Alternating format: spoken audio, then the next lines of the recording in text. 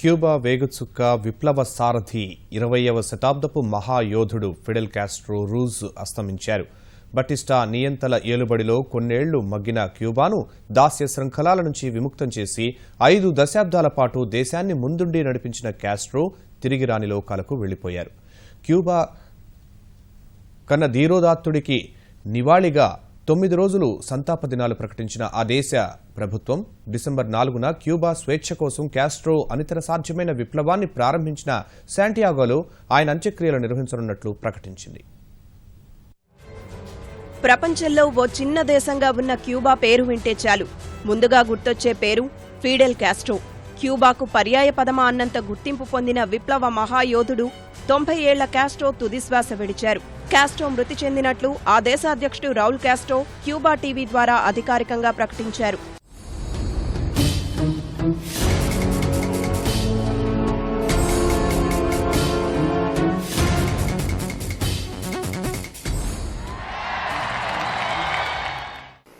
«25 de noviembre del 2016, a las 10:29 horas de la noche, falleció el comandante en jefe de la Revolución Cubana».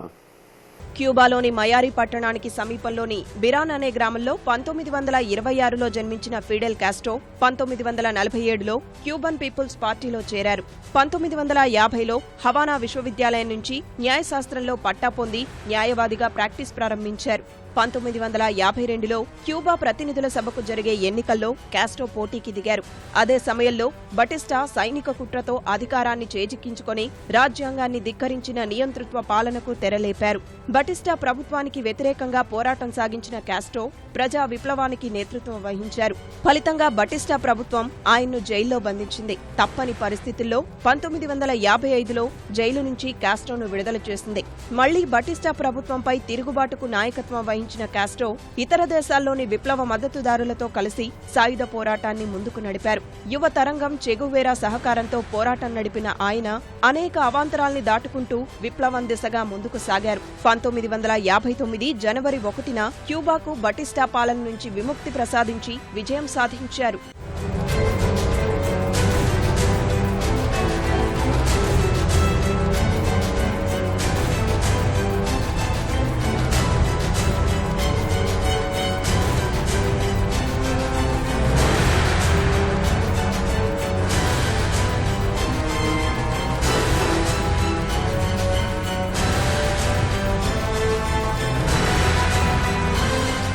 బతికున్నంతకాలం America సామ్రాజ్యవాద విధానాలకు వ్యతిరేకంగా అగ్రరాజ్యం పక్కలో బల్లెల్లా ఉన్న Castro తాను పాలించినంతకాలం అదే విధానంతో అంతే ధైర్యంతో క్యూబాను ముందుకు నడిపించారు.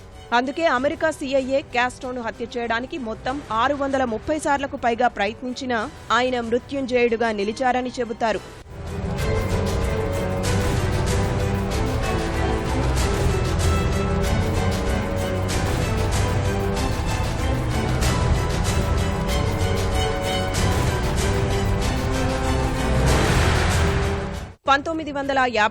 జనవరి నుంచి 2008 ఫిబ్రవరి వరకు సుమారు 5 దశాబ్దాల పాటు క్యూబాను పాలించిన కాస్ట్రో అనేక సంస్కరణలు చేపట్టారు.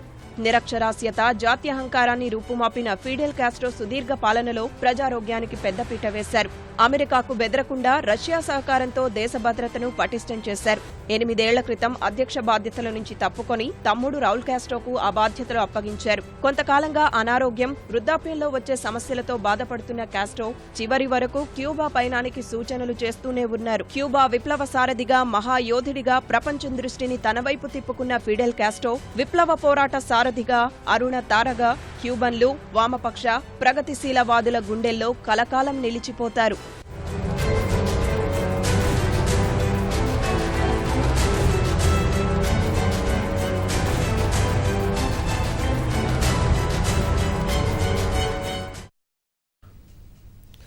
క్యూబా వేగుచుక్క ఫిడెల్ కాస్ట్రో మృతి పట్ల ప్రపంచ దేశాలు తీవ్ర దిగ్భ్రాంతి వ్యక్తం చేశాయి. విప్లవ వీరుడి త్యాగాల్ని గుర్తు చేసుకుంటూ ఘన నివాళులర్పించాయి.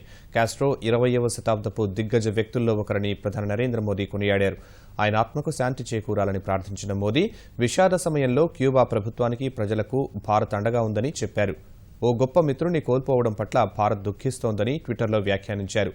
కాస్ట్రో అస్తమయం పట్ల రాష్ట్రపతి ప్రణబ్ ముఖర్జీ ఉపరాష్ట్రపతి హమీద్ అన్సారీ సంతాపం తెలిపారు. భారత్కు కాస్ట్రో మిత్రుడన్న ప్రణబ్ ఆయన్ను గొప్ప విప్లవ నేతగా అభివర్ణించారు. He had close personal relationship with Prime Minister Jawaharlal Nehru and also Mrs. Indira Gandhi.